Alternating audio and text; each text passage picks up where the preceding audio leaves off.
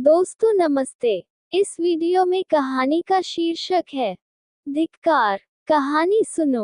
अनाथ और विधवा मानी के लिए जीवन में अब रोने के सिवा दूसरा अवलंब न था। वह 5 वर्ष की थी जब पिता का देहांत हो गया। माता ने किसी तरह उसका पालन किया। 16 वर्ष की अवस्था में मोहल्ले वालों की मदद से उसका विवाह भी हो गया, पर साल के अंदर ही माता और पति दोनों विदा हो गए। इस विपत्ति में उसे अपने चचा वंशीधर के सिवा और कोई नजर न आया जो उसे आश्रय देता। वंशीधर ने अब तक जो व्यवहार किया था उससे यह आशा न हो सकती थी कि वहां वह शांति के साथ रह सकेगी, पर वह सब कुछ सहने और सब कुछ करने को तैयार थी। वह गाली, झिड़की, मारपीट सब सह लेगी। कोई उस पर संदेह तो न करेगा, उस पर मिथ्या लांछन तो न लगेगा, शोधों और लुच्चों से तो उसकी रक्षा होगी। वंशीधर को कुल मर्यादा की कुछ चिंता हुई। मानी की याचना को अस्वीकार न कर सके, लेकिन 2-4 महीने में ही मानी को मालूम हो गया कि इस घर में बहुत दिनों तक उसका निबाह न होगा।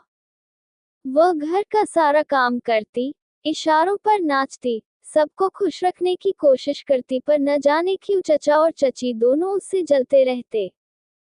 उसके आते ही महरी अलग कर दी गई। नहलाने धुलाने के लिए एक लौंडा था, उसे भी जवाब दे दिया गया, पर मानी से इतना उबार होने पर भी चचा और चची न जाने क्यों उससे मुंह फुलाए रहते। कभी चचा घुड़कियां जमाते, कभी चची कोसती, यहाँ तक कि उसकी चचेरी बहन ललिता भी बात बात पर उसे गालियां देती। घर भर में केवल उसके चचेरे भाई गोकुल ही को उससे सहानुभूति थी। उसी की बातों में कुछ स्नेह का परिचय मिलता था। वह अपनी माता का स्वभाव जानता था। अगर वह उसे समझाने की चेष्टा करता या खुल्लम खुल्ला मानी का पक्ष लेता तो मानी को एक घड़ी घर में रहना कठिन हो जाता, इसलिए उसकी सहानुभूति मानी ही को दिलासा देने तक रह जाती थी। वह कहता, बहन, मुझे कहीं नौकर हो जाने दो, फिर तुम्हारे कष्टों का अंत हो जाएगा। तब देखूंगा कौन तुम्हें तिरछी आंखों से देखता है। जब तक पढ़ता हूँ तभी तक तुम्हारे बुरे दिन हैं। मानी यह स्नेह में डूबी हुई बात सुनकर पुलकित हो जाती और उसका रोआ रोआ गोकुल को आशीर्वाद देने लगता। आज ललिता का विवाह है। सवेरे से ही मेहमानों का आना शुरू हो गया है। गहनों की झनकार से घर गूंज रहा है। मानी भी मेहमानों को देख देख कर खुश हो रही है। उसकी देह पर कोई आभूषण नहीं है और न उसे सुंदर कपड़े ही दिए गए हैं, फिर भी उसका मुख प्रसन्न है। आधी रात हो गई थी। विवाह का मुहूर्त निकट आ गया था। जनवासे से पहनावे की चीजें आईं। सभी औरतें उत्सुक होकर उन चीजों को देखने लगी। ललिता को आभूषण पहनाए जाने लगे। मानी के हृदय में बड़ी इच्छा हुई कि जाकर वधू को देखे। अभी कल जो बालिका थी उसे आज वधू वेश में देखने की इच्छा न रोक सकी। वह मुस्काती हुई कमरे में घुसी। सहसा उसकी चची ने झिड़क कर कहा, तुझे यहाँ किसने बुलाया था, निकल जा यहाँ से। मानी ने बड़ी बड़ी यातनाएं सही थी, पर आज की वह झिड़की उसके हृदय में बाण की तरह चुभ गई। उसका मन उसे धिक्कारने लगा। तेरे छिछोरेपन का यही पुरस्कार है। यहाँ सुहागिनों के बीच में तेरे आने की क्या जरूरत थी। वह खिसियाई हुई कमरे से निकली और एकांत में बैठकर रोने के लिए ऊपर जाने लगी। सहसा जीने पर उसी इंद्रनाथ से मुठभेड़ हो गई। इंद्रनाथ गोकुल का सहपाठी और परम मित्र था, वह भी न्योते में आया हुआ था।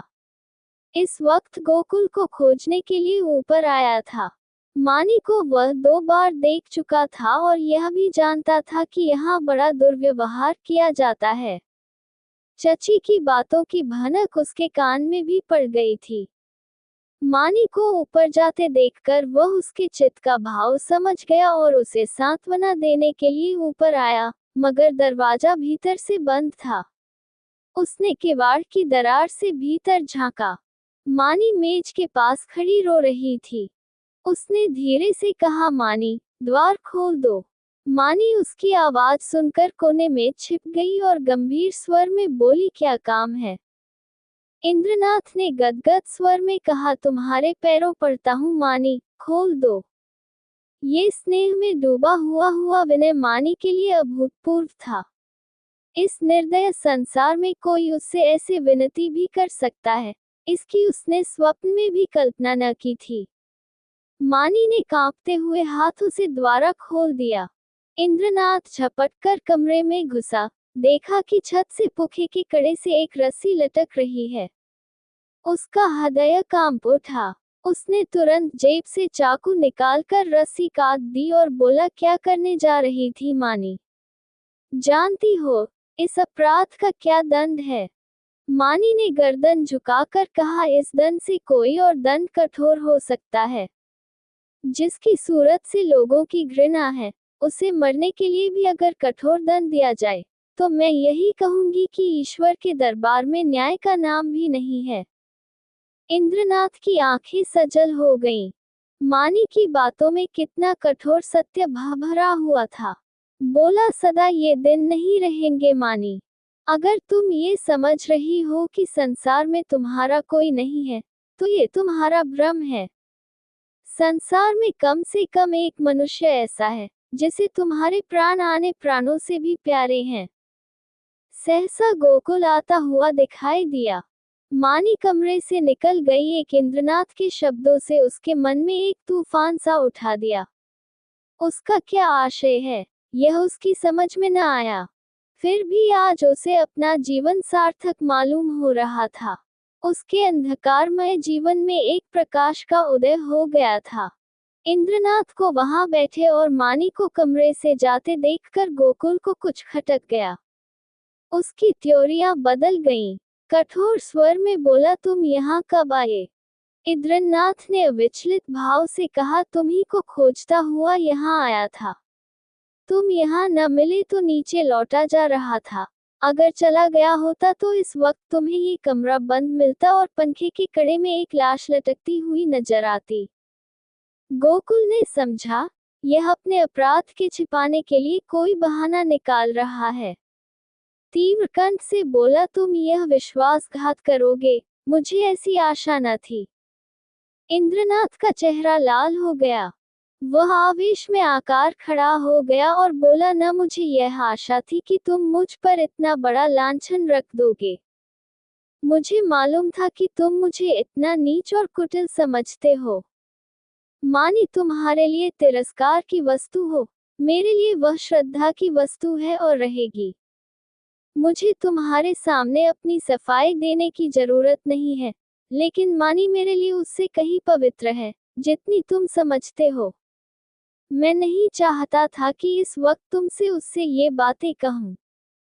इसके लिए और अनुकूल परिस्थितियों की राह देख रहा था, लेकिन मामला आ पड़ने पर कहना ही पड़ रहा है।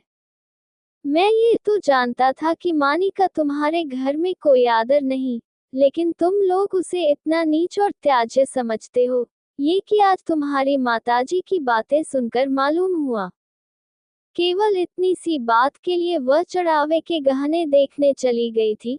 तुम्हारी माता ने उसे इस बुरी तरह झिड़का, जैसे कोई कुत्ते को भी न भिड़केगा। तुम कहोगे, इसमें मैं क्या करूं? मैं कर ही क्या सकता हूं? जिस घर में एक अनाथ स्त्री पर इतना अत्याचार हो, उस घर का पानी पीना भी हराम है। अगर तुमने अपनी माता को पहले ही दिन समझा दिया होता, तो आज ये नौबत न आती। तुम इस इल्जाम से नहीं बच सकते। तुम्हारे घर में आज उत्सव है। मैं तुम्हारे माता पिता से कुछ बातचीत नहीं कर सकता, लेकिन तुमसे कहने में संकोच नहीं है कि मानी को मैं अपनी जीवन सहचरी बनाकर अपने को धन्य समझूंगा। मैंने समझा था, अपना कोई ठिकाना करके तब ये प्रस्ताव करूंगा, पर मुझे भय है कि और विलंब करने में शायद मानी से हाथ धोना पड़े, इसलिए तुम्हें और तुम्हारे घर वालों को चिंता से मुक्त करने के लिए मैं आज ही यह प्रस्ताव किए देता हूँ। गोकुल के हृदय में इंद्रनाथ के प्रति ऐसी श्रद्धा कभी न हुई थी। उस पर ऐसा संदेह करके वह बहुत ही लज्जित हुआ। उसने यह अनुभव भी किया कि माता के भय से मैं मानी के विषय में तटस्थ रहकर कायरता का दोषी हुआ हूँ। ये केवल कायरता थी और कुछ नहीं। कुछ छिपता हुआ बोला, अगर अम्मा ने मानी को इस बात पर झिड़का तो वह उनकी मूर्खता है। मैं उनसे अवसर मिलते ही पूछूंगा। इंद्रनाथ, अब पूछने पाछने का समय निकल गया। मैं चाहता हूँ कि तुम मानी से इस विषय में सलाह करके मुझे बतला दो। मैं नहीं चाहता कि अब वह यहाँ क्षण भर भी रहे। मुझे आज मालूम हुआ कि वह गर्विणी प्रकृति की स्त्री है और सच पूछो तो मैं उसके स्वभाव पर मुग्ध हो गया हूँ। ऐसी स्त्री अत्याचार नहीं सह सकती। गोकुल ने डरते डरते कहा, लेकिन तुम्हें मालूम है, वह विधवा है। जब हम किसी के हाथों अपना असाधारण हित होते देखते हैं, तो हम अपनी सारी बुराइयों उसके सामने खोलकर रख देते हैं। हम उसे दिखाना चाहते हैं कि हम आपकी इस कृपा के सर्वथा योग्य नहीं है। इंद्रनाथ ने मुस्कुराकर कहा, जानता हूँ, सुन चुका हूँ, और इसीलिए तुम्हारे बाबूजी से कुछ कहने का मुझे अब तक साहस नहीं हुआ। लेकिन न जानता तो भी इसका मेरे निश्चय पर कोई अवसर न पड़ता। मानी विधवा ही नहीं, अछूत हो, उससे भी गई बीती अगर कुछ हो सकती है, वह भी हो, फिर भी मेरे लिए वह रमणी रत्न है। हम छोटे छोटे कामों के लिए तजुर्बेकार आदमी खोजते हैं, जिसके साथ हमें जीवन यात्रा करनी है, उसमें तजुर्बे का होना अब समझते हैं। मैं न्याय का गला घोटने वालों में नहीं, विपत्ति से बढ़कर तजुर्बा सिखाने वालों कोई विद्यालय आज तक नहीं खुला। जिसने इस विद्यालय में डिग्री ले ली, उसके हाथों में हम होकर जीवन की बागडोर दे सकते हैं। किसी रमणी का विधा होना मेरी आंखों में दोष नहीं, गुण है। गोकुल ने पूछा, अगर तुम्हारे घरवाले आपत्ति करे तो? इंद्रनाथ ने प्रसन्न होकर कहा, मैं अपने घरवालों को इतना मूर्ख नहीं समझता कि इस विषय में आपत्ति करे, लेकिन वे आपत्ति करे भी तो मैं अपनी किस्मत अपने हाथ में ही रखना पसंद करता हूँ। मेरे बड़ों को मुझ पर अनेकों अधिकार हैं। बहुत सी बातों में मैं उनकी इच्छा को कानून समझता हूँ, लेकिन जिस बात को मैं अपनी आत्मा के विकास के लिए शुभ समझता हूँ, उसमें मैं किसी से दबना नहीं चाहता। मैं इस गर्व का आनंद उठाना चाहता हूँ कि मैं स्वयं अपने जीवन का निर्माता हूँ। गोकुल ने कुछ शंकित होकर कहा, और मानी न मंजूर करे। इंद्रनाथ को ये शंका बिल्कुल निर्मल जान पड़ी। बोले, तुम इस समय बच्चों की सी बात कर रहे हो गोकुल। यह मानी हुई बात है, मानी आसनी से मंजूर न करेगी। वह इस घर में ठोकरे झिड़कियों सहेगी, गालियों सुनेगी, पर इसी घर में रहेगी। युगों के संस्कारों को मिटा देना आसान नहीं है, लेकिन हमें उसको राजी करना पड़ेगा। उसके मन से संचित संस्कारों को निकालना पड़ेगा। हमें विधवाओं के पुनर्विवाह के पक्ष में नहीं हूँ। मेरा ख्याल है कि पतिव्रत का यह अलौकिक आदर्श संसार का अमूल्य रत्न है और हमें बहुत सोच समझकर उस पर आघात करना चाहिए, लेकिन मानी के विषय में यह बात नहीं उठती। प्रेम और भक्ति नाम से नहीं, व्यक्ति से होती है। जिस पुरुष से उसने सूरत भी नहीं देखी, उससे उसे प्रेम नहीं हो सकता। केवल रस्म की बात है। इस आडंबर की, इस दिखावे की हमें परवाह नहीं करनी चाहिए। देखो, शायद कोई तुम्हें बुला रहा है। मैं भी जा रहा हूँ। 2-3 दिन में फिर मिलूंगा, मगर ऐसा न हो कि तुम संकोच में पड़कर सोचते विचारते रह जाओ और दिन निकलते चले जाएं। गोकुल ने उसके गले में हाथ डालकर कहा, मैं परसों खुद ही आऊंगा। बारात विदा हो गई थी। मेहमान भी रुखसत हो गए। रात के 9 बज गए थे। विवाह के बाद की नींद मशहूर है। घर के सभी लोग सो रहे थे। कोई चरपाई पर, कोई तख्त पर, कोई जमीन पर, जिसे जहां जगह मिल गई, वहीं सो रहा था। केवल मानी घर की देखभाल कर रही थी और ऊपर गोकुल अपने कमरे में बैठा हुआ समाचार पढ़ रहा था। सहसा गोकुल ने पुकारा, मानी, एक गिलास ठंडा पानी तो लाना, प्यास लगी है। मानी पानी लेकर ऊपर गई और मेज पर पानी रखकर लौटना ही चाहती थी कि गोकुल ने कहा, जरा ठहरो मानी, तुमसे कुछ कहना है। मानी ने कहा, अभी फुर्सत नहीं है भाई, सारा घर सो रहा है, कहीं कोई घुस आए तो लोटा थाली भी न बचे। गोकुल ने कहा, घुस आने दो, मैं तुम्हारी जगह होता तो चोरों से मिलकर चोरी करवा देता। मुझे इसी वक्त इंद्रनाथ से मिलना है, मैंने उससे आज मिलने का वचन दिया है। देखो संकोच मत करना, जो बात पूछ रहा हूँ उसका लद उत्तर देना, देर होगी तो वह घबराएगा। इंद्रनाथ को तुमसे प्रेम है, ये तुम जानती हो ना। मानी ने मुंह फेरकर कहा, यही बात कहने के लिए मुझे बुलाया था। मैं कुछ नहीं जानती। गोकुल, खैर, ये वह जाने या तुम जानो, वह तुमसे विवाह करना चाहता है।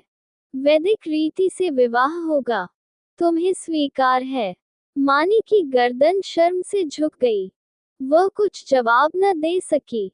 गोकुल ने फिर कहा, दादा और अम्मा से यह बात नहीं कही गई, इसका कारण तुम जानती ही हो। वह तुम्हें घुड़कियां दे देकर जला जला कर चाहे मार डालें, पर विवाह करने की सम्मति कभी नहीं देंगे। इससे उनकी नाक कट जाएगी, इसलिए अब इसका निर्णय तुम्हारे ही ऊपर है। मैं तो समझता हूँ तुम्हें स्वीकार कर लेना चाहिए। इंद्रनाथ तुमसे प्रेम करता ही है, यूं भी निष्कलंक चरित्र आदमी और बला का दिलेर है, भय तो उसे छू ही नहीं सकता। तुम्हें सुखी देखकर मुझे सच्चा आनंद होगा। मानी के हृदय में एक वेग उठ रहा था, मगर मुंह से आवाज न निकली। गोकुल ने अब खींचकर कहा, देखो मानी, ये चुप रहने का समय नहीं है। क्या सोचती हो? मानी ने कांपते स्वर में कहा, हाँ। गोकुल के हृदय का बोझ हल्का हो गया, मुस्काने लगा। मानी शर्म के मारे वहां से भाग गई। शाम को गोकुल ने अपनी माँ से कहा, अम्मा, इंद्रनाथ के घर आज कोई उत्सव है। उसकी माता अकेली घबरा रही थी कि कैसे सब काम होगा। मैंने कहा, मैं मानी को कल भेज दूंगा। तुम्हारी आज्ञा हो तो मानी को पहुंचा दूं। कल परसों तक चली आएगी। मानी उसी वक्त वहां आ गई। गोकुल ने उसकी ओर कनखियों से ताका। मानी लज्जा से गड़ गई, भागने का रास्ता न मिला। माँ ने कहा, मुझसे क्या पूछती हो, वह आए, ले जाओ।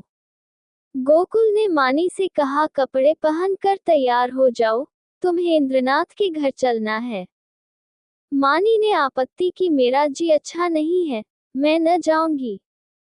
गोकुल की माँ ने कहा, चली क्यों नहीं जाती, क्या वहाँ कोई पहाड़ खोदना है? मानी एक सफेद साड़ी पहनकर तांगे पर बैठी तो उसका हृदय कांप रहा था और बार बार आंखों में आंसू भर आते थे। उसका हृदय बैठा जाता था, मानो नदी में डूबने जा रही हो। तांगा कुछ दूर निकल गया तो उसने गोकुल से कहा, भैया, मेरा जी न जाने कैसा हो रहा है, घर चलो, तुम्हारे पैर पड़ती। गोकुल ने कहा, तू पागल है, वहां सब लोग तेरी राह देख रहे हैं और तू कहती है लौट चलो।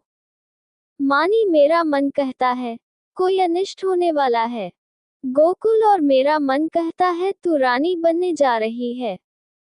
मानी, 10-5 दिन ठहर क्यों नहीं जाते, कह देना मानी बीमार है। गोकुल, पागलों की सी बातें न करो, मानी लोग कितना हंसेंगे। गोकुल, मैं शुभ कार्य की किसी की है की परवाह नहीं करता। मानी, अम्मा तुम्हें घर में घुसने न देंगी, मेरे कारण तुम्हें भी झिड़कियां मिलेंगी। गोकुल, इसकी कोई परवाह नहीं है, उसकी तो यह आदत ही है। तोंगा पहुंच गया। इंद्रनाथ की माता विचारशील महिला थी, उन्होंने आकर वधू को उतारा और भीतर ले गईं। गोकुल वहां से घर चला तो 11 बज रहे थे। एक ओर तो शुभ कार्य के पूरा करने का आनंद था, दूसरी ओर भय था कि कल मानी न आएगी तो लोगों को क्या जवाब दूंगा। उसने निश्चय किया, चलकर साफ साफ कह दूं, छिपाना व्यर्थ है। आज नहीं कल, कल नहीं परसों तो सब कुछ कहना ही पड़ेगा। आज ही क्यों न कह दूं। ये निश्चय करके घर में दाखिल हुआ। माता ने किवाड़ खोलते हुए कहा, इतनी रात तक क्या करने लगे? उसे भी क्यों न लेते आए? कल सवेरे चौका बर्तन कौन करेगा? गोकुल ने सिर झुकाकर कहा, वह तो अब शायद लौट कर न आए अम्मा, उसके वहीं रहने का प्रबंध हो गया है। माता ने आंखें फाड़कर कहा, क्या बकता है, भला वह वहां कैसे रहेगी? गोकुल, इंद्रनाथ से उसका विवाह हो गया है। माता मानो आकाश से गिर पड़ी। उन्हें कुछ सुध न रही कि मेरे मुंह से क्या निकल रहा है। कुलांगार, भड़वा, हरामजादा, न जाने क्या क्या कहा। यहाँ तक कि गोकुल का धैर्य चरम सीमा का उल्लंघन कर गया। उसका मुंह लाल हो गया, त्योरियां चढ़ गई। बोला, अम्मा बस करो, अब मुझमें इससे ज्यादा सुनने की सामर्थ्य नहीं है। अगर मैंने कोई अनुचित कर्म किया होता तो अपकी जूतियां खाकर भी सिर न उठाता, मगर मैंने कोई अनुचित कर्म नहीं किया। मैंने वही किया जो ऐसी दशा में मेरा कर्तव्य था और जो हर एक भले आदमी का करना चाहिए। तुम मूर्ख हो, तुम्हें नहीं मालूम कि समय की क्या गति है। इसीलिए अब तक मैंने धैर्य के साथ तुम्हारी गालियां सुनी। तुमने, और मुझे दुख के साथ कहना पड़ता है कि पिताजी ने भी मानी के जीवन को नारकीय बना रखा था। तुमने उसे ऐसी ऐसी ताड़नाएं दी जो कोई अपने शत्रु को भी न देगा। इसीलिए न कि वह तुम्हारी आश्रित थी, इसीलिए न कि वह अनाथिन थी। अब वह तुम्हारी गालियों खाने न आएगी। जिस दिन तुम्हारे घर विवाह का उत्सव हो रहा था, तुम्हारे ही कठोर वाक्य से आहत होकर वह आत्महत्या करने जा रही थी। इंद्रनाथ उस समय ऊपर न पहुंच जाते तो आज तुम, सारा घर हवालात में बैठा होता। माता ने आंखें मटकाकर कहा, आहा, कितने सपूत बेटे हो तुम, कि सारे घर को संकट से बचा लिया। क्यों न हो, अभी बहन की बारी है। कुछ दिन में मुझे ले जाकर किसी के गले में बांध आना, फिर तुम्हारी चांदी हो जाएगी। ये रोजगार सबसे अच्छा है। पढ़ लिख कर क्या करोगे? गोकुल मर्म वेदना से तिलमिला उठा। व्यथित कंठ से बोला, ईश्वर न करे कि कोई बालक तुम जैसी माता के गर्भ से जन्म ले। तुम्हारा मुंह देखना भी पाप है। ये कहता हुआ वह घर से निकल पड़ा और उन्मत्तों की तरह एक तरफ चल खड़ा हुआ। जोर से झोंके चल रहे थे, पर उसे ऐसा मालूम हो रहा था कि सांस लेने के लिए हवा नहीं है। एक सप्ताह बीत गया पर गोकुल का कहीं पता नहीं। इंद्रनाथ को बंबई में एक जगह मिल गई थी। वह वहां चला गया था। वहां रहने का प्रबंध करके वह अपनी माता को तार देगा और तब सास और बहू चली जाएगी। वंशीधर को पहले संदेह हुआ कि गोकुल इंद्रनाथ के घर छिपा होगा, पर जब वहां पता न चला तो उन्होंने सारे शहर में खोज पूछ शुरू की। जितने मिलने वाले मित्र, स्नेही, संबंधी थे, सभी के घर गए, पर सब जगह से साफ जवाब पाया। दिन भर दौड़ धूप कर शाम को घर आते तो स्त्री के आड़े हाथों लेते और कोसों लड़के को, पानी पी पी कर कोसों। न जाने तुम्हें कभी बुद्धि आएगी भी या नहीं। गई थी चुड़ैल, जाने देती। एक बोझ सिर से टला, एक महरी रख लो, काम चल जाएगा। जब वह न थी तो घर क्या भूखों मरता था। विधवाओं के पुनर्विवाह चारों ओर तो हो रहे हैं, यह कोई अनहोनी बात नहीं है। हमारे बस की बात होती तो विधवा विवाह के पक्षपातियों को देश से निकाल देते, शाप देकर जला देते, लेकिन ये हमारे बस की बात नहीं। फिर तुमसे इतनी भी न हो सका कि मुझसे तो पूछ लेती। मैं जो उचित समझता करता। क्या तुमने समझा था मैं दफ्तर से लौट कर आऊंगा ही नहीं, वही अत्येष्ट हो जाएगी। बस लड़के पर टूट पड़ी। अब रो खूब दिल खोलकर। संध्या हो गई थी।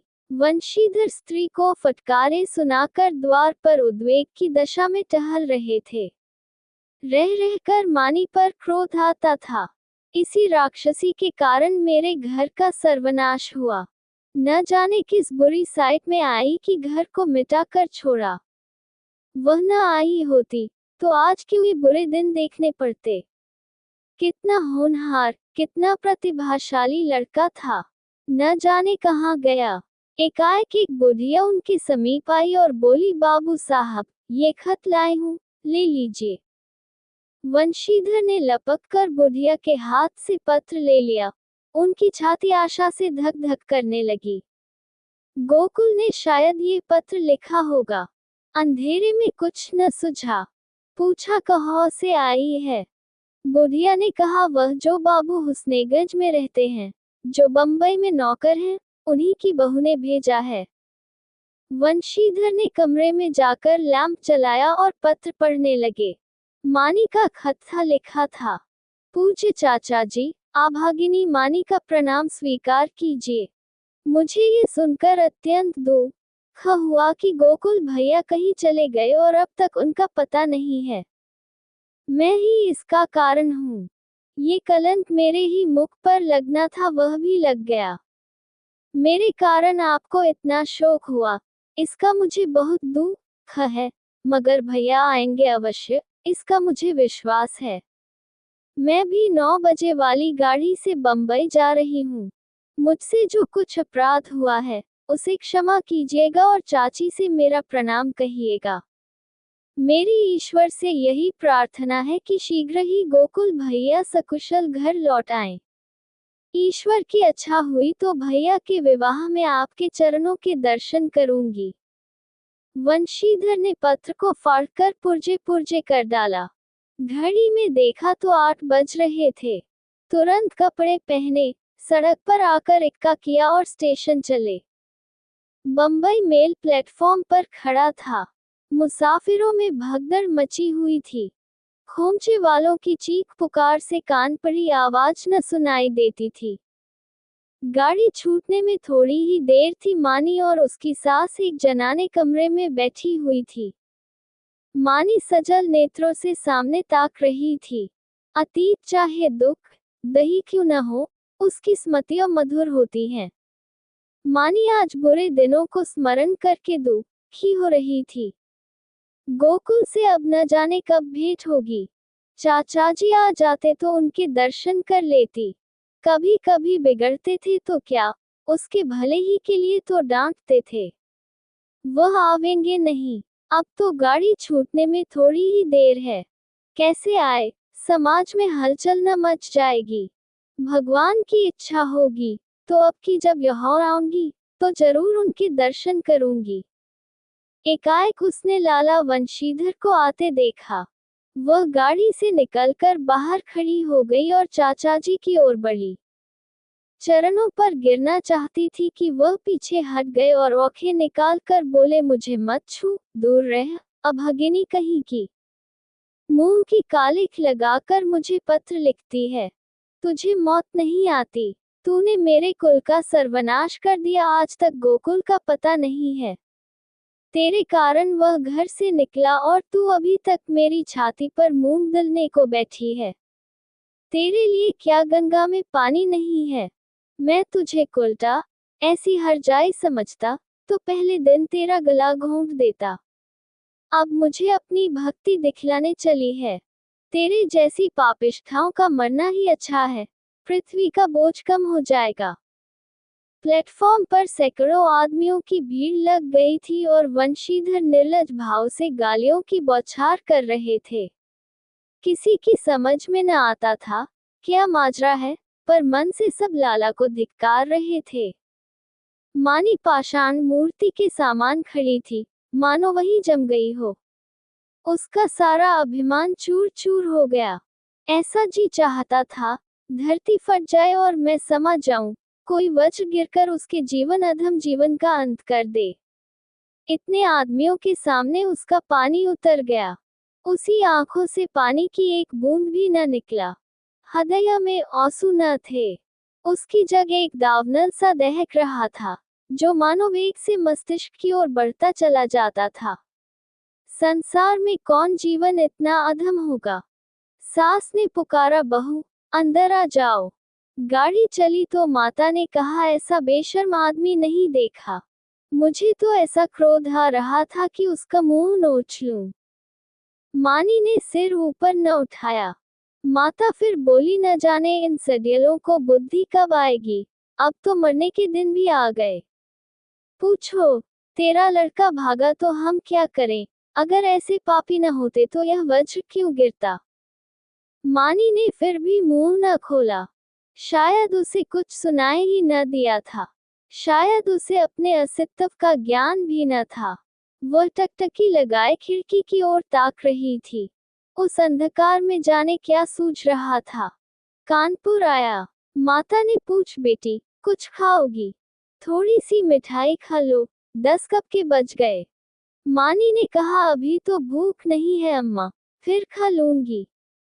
माताजी सोई। मानी भी लेटी, पर चचा की वह सूरत आंखों के सामने खड़ी थी और उनकी बातें कानों में गूंज रही थी।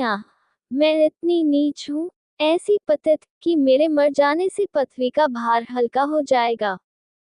क्या कहा था? तू अपने माँ बाप की बेटी है तो फिर मुंह मत दिखाना। न दिखाऊंगी।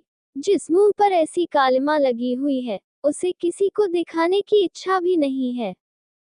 गाड़ी अंधकार को चीरती चली जा रही थी।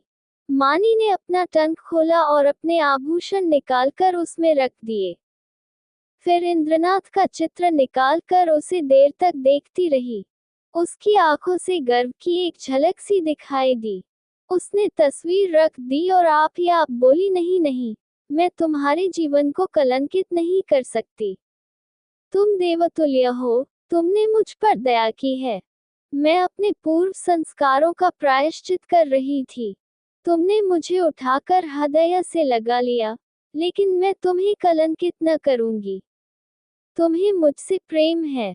तुम मेरे लिए अनादर, अपमान, निंदा सब सह लोगे, पर मैं तुम्हारे जीवन का भार न बनूंगी। गाड़ी अंधकार को चीरती चली जा रही थी। मानो आकाश की ओर इतनी देर तक देखती रही कि सारे तारे अधे हो गए और उस अंधकार में उसे अपनी माता का स्वरूप दिखाई दिया, ऐसा प्रत्यक्ष कि उसने चौंककर आंखें बंद कर ली। न जाने कितनी रात गुजर चुकी थी। दरवाजा खुलने की आहट से माताजी की आंखें खुल गईं। गाड़ी तेजी से चलती जा रही थी, मगर बहू का पता न था। वह आंखें मलकर उठ बैठी और पुकारा, बहू बहू। कोई जवाब न मिला। उसका हृदय धक धक करने लगा। ऊपर के बर्थ पर नजर डाली। पेशाब खाने में देखा, बेंचों के नीचे देखा, बहू कहीं न थी। तब वह द्वार पर आकर खड़ी हो गई। बहू का क्या हुआ? ये द्वार किसने खोला? कोई गाड़ी में तो नहीं आया? उसका जी घबराने लगा। उसने किवाड़ बंद कर दिया और जोर जोर से रोने लगी। किससे पूछे? डाकगाड़ी अब न जाने कितनी देर में रुकेगी। कहती थी, बहू मर्दानी गाड़ी में बैठे। मेरा कहना न माना। कहने लगी, अम्मा जी आपको सोने की तकलीफ होगी, यही आराम दे गई। सहसा उसे खतरे की जंजीर याद आई।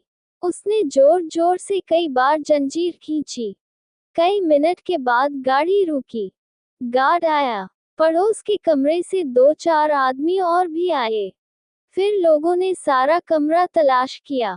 नीचे तख्ते को ध्यान से देखा। रक्त का कोई चिन्ह न था। असबाब की जौच की बिस्तर, संदूक, संदूकची, बर्तन सब मौजूद थे। ताले भी सबके बंद थे। कोई चीज गायब न थी। अगर बाहर से कोई आदमी आता, तो चलती गाड़ी से जाता कहो। एक स्त्री को लेकर गाड़ी से कूद असंभव था। सब लोग इन लक्षणों से इसी नतीजे पर पहुंचे कि मानी द्वार खोलकर बाहर झांकने लगी होगी और मुठिया हाथ से छूट जाने के कारण गिर पड़ी होगी। गार्ड भला आदमी था। उसने नीचे उतरकर 1 मील तक सड़क के दोनों तरफ तलाश किया। मानी को कोई निशान न मिला। रात को इससे ज्यादा और क्या किया जा सकता था? माताजी को कुछ लोग आग्रहपूर्वक एक मर्दाने डब्बे में ले गए। ये निश्चय हुआ कि माताजी अगले स्टेशन पर उतर पड़े और सवेरे इधर उधर दूर तक देखभाल की जाए। विपत्ति में हम प्रमुख पक्षी हो जाते हैं। माताजी कभी इसका मुंह देखती, कभी उसका। उसकी याचना से भरी हुई आंखें मानो सबसे कह रही थी, कोई मेरी बच्ची को खोज क्यों नहीं लाता। हाय, अभी तो बेचारी की चुंदरी भी नहीं मैली हुई। कैसे कैसे साधों और अरमानों से भरी पति के पास जा रही थी। कोई उस दुष्ट वंशीधर से जाकर कहता, क्यों नहीं ले, तेरी मनोभिलाषा पूरी हो गई, जो तू चाहता था वह पूरा हो गया। क्या अब भी तेरी छाती नहीं जुदाती। बुद्धा बैठी रो रही थी और गाड़ी अंधकार को चीरती चली जाती थी। रविवार का दिन था।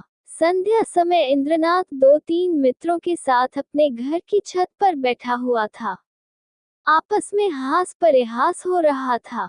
मानी का आगमन इस परिहास का विषय था।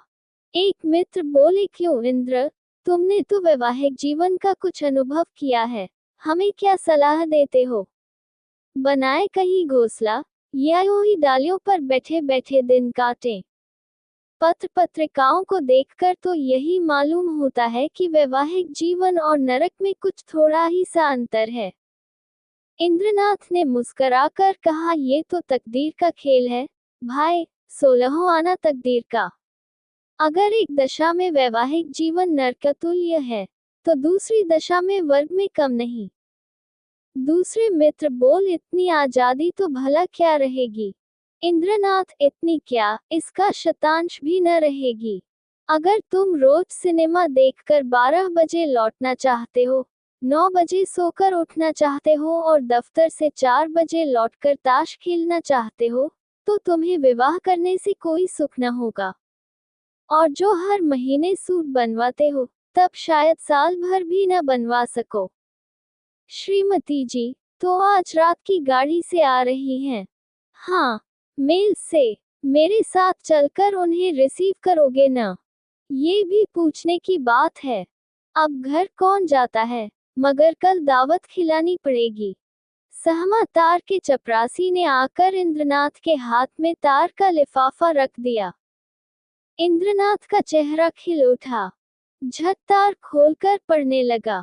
एक बार पढ़ते ही उसका हृदय धक हो गया, सांस रुक गई, सिर घूमने लगा, आंखों की रोशनी लुप्त हो गई, जैसे विश्व पर काला पर्दा पड़ गया हो। उसने तार को मित्रों के सामने फेंक दिया और दोनों हाथों से मुंह ढांपकर फूट फूट कर रोने लगा।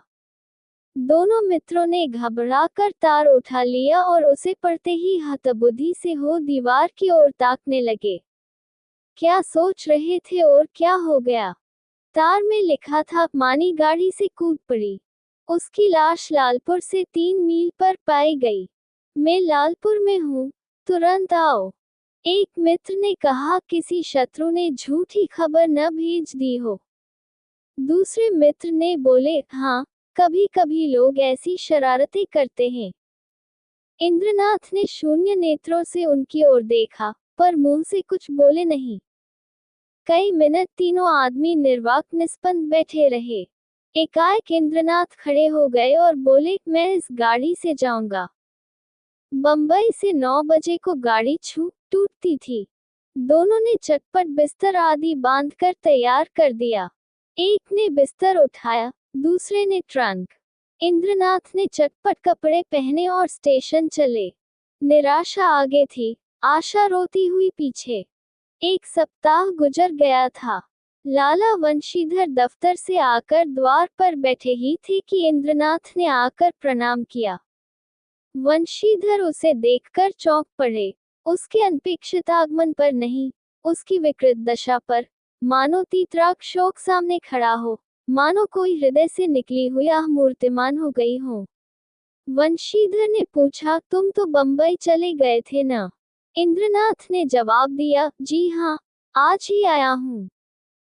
वंशीधर ने तीखे स्वर में कहा, गोकुल को तो तुम ले बीते आए, तुमसे कहाँ उसकी भेंट हुई? क्या बंबई चला गया था? जी नहीं, कल मैं गाड़ी से उतरा तो स्टेशन पर मिल गए। तो जाकर लिवा लाओ न, जो किया अच्छा किया। ये कहते हुए वह घर में दौड़े।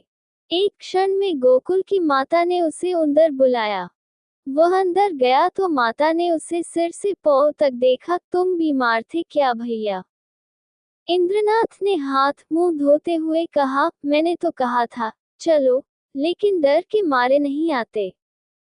और था कहाँ इतने दिन? कहते थे देहातों में घूमता रहा। तो क्या तुम अकेले बंबई से आए हो? जी नहीं, अम्मा भी आई हैं। गोकुल की माता ने कुछ सकुचाकर पूछा, मानी तो अच्छी तरह है। इंद्रनाथ ने हंसकर कहा, जी हाँ, अब वह बड़े सुख से हैं। संसार के बंधनों से छूट गई। माता ने अविश्वास करके कहा, जी हाँ, अब वह बड़े सुख से है। संसार के बंधनों से छूट गई। माता ने अविश्वास करके कहा, चल नटखट कहीं का, बेचारी को कोस रहा है, मगर जल्दी बंबई से लौट क्यों आए? इंद्रनाथ ने मुस्काते हुए कहा, क्या करता? माताजी का तार बंबई में मिला कि मानी ने गाड़ी से कूदकर प्राण दे दिए। वह लालपुर में पड़ी हुई थी, दौड़ा हुआ आया, वही दाह क्रिया की, आज घर चला आया। अब मेरा अपराध क्षमा कीजिए। वह और कुछ न कह सका। आंसुओं के वेग ने गला बंद कर दिया। जेब से एक पत्र निकालकर माता के सामने रखता हुआ बोला, उसके संदूक में यही पत्र मिला है। गोकुल की माता कई मिनट तक मरमाहत सी बैठी जमीन की ओर ताकती रही। शोक और उससे अधिक पश्चाताप ने सिर को दबा रखा था। फिर पत्र उठाकर पढ़ने लगी। स्वामी, जब ये पत्र आपके हाथों में पहुंचेगा, तब तक मैं इस संसार से विदा हो जाऊंगी। मैं बड़ी अभागिन हूँ, मेरे लिए संसार में स्थान नहीं है। आपको भी मेरे कारण क्लेश और निंदा ही मिलेगी। मैंने सोचकर देखा और यही निश्चय किया कि मेरे लिए मरना ही अच्छा है। मुझ पर आपने जो दया की थी, उसके लिए आपको क्या प्रतिदान करूं? जीवन में मैंने कभी किसी वस्तु की इच्छा नहीं की, परंतु मुझे दुख है कि आपके चरणों पर सिर रखकर न मर सकी। मेरी अंतिम याचना है कि मेरे लिए आप शोक न कीजिएगा। ईश्वर आपको सदा सुखी रखे। माताजी ने पत्र रख दिया और आंखों से आंसू बहने लगे। बरामदे में वंशीधर निस्पंद खड़े थे और जैसे मानी लज्जानत उनके सामने खड़ी थी।